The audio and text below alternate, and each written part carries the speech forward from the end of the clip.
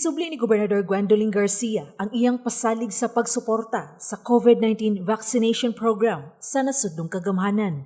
Gisulti kini sa gobernador atol sa iyang pakigpulong atol sa ceremonial distribution sa Community Vaccination Handbook dito sa Visayas COVID-19 Vaccination Operations Center kon VVOC niadtong Miyerkules, Abril 14.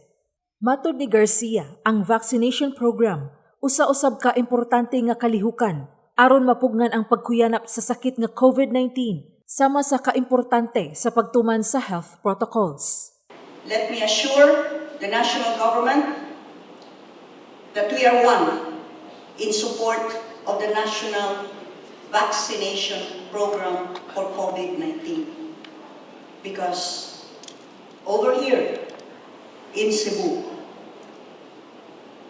with minimum health protocols,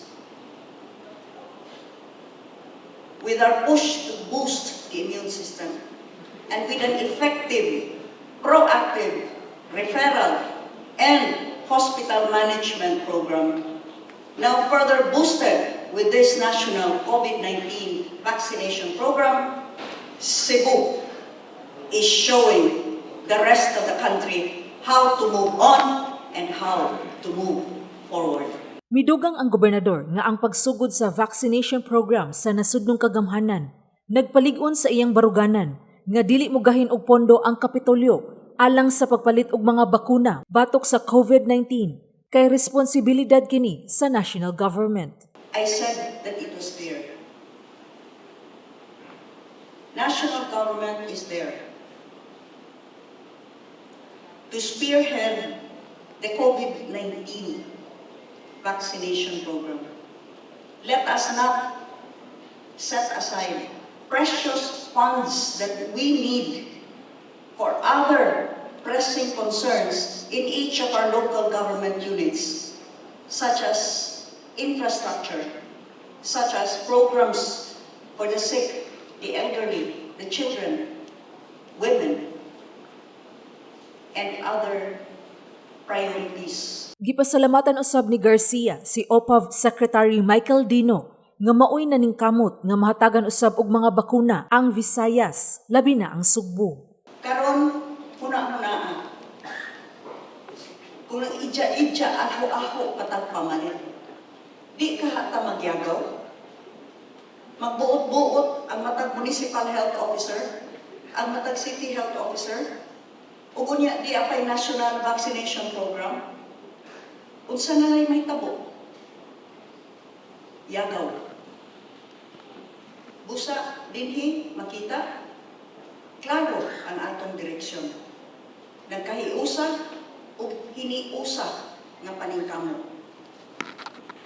Kining vaccination program matawag nato og mahinungdanon kaayo ng kalihukan. It is a vital cog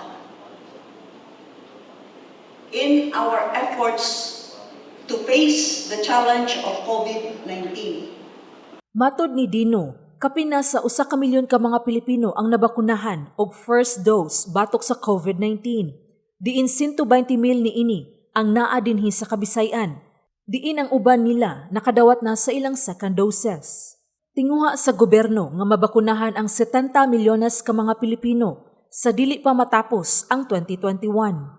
Ang nasudnong kagamhanan nigahin og 70 bilyones pesos alang sa pagpalit og mga bakuna batok sa COVID-19 ug laing 12.5 bilyones pesos alang sa logistical demand. Subay sa maong kalihukan, giapod-apod usab sa VVOC ang Community Vaccination Handbook ngadto sa 40 ka mga mayor ug ilang mga representante nga mitambong sa maong seremonyas. Ang maong handbook maoy maggabay sa mga lungsod ug mga syudad sa Kabisayan kung unsaon ang pagpahigayon og luwas, tunhay ug hapsay nga pagpamakuna sa komunidad. Ang maong handbook nasuwaya na sa syudad sa Mandaue nga maoy labing unang local government unit sa Kabisayan nga nakapatuman niini ug nakita nga epektibo gayud kini. Sheila Gravinez, Balita sa Sugbo.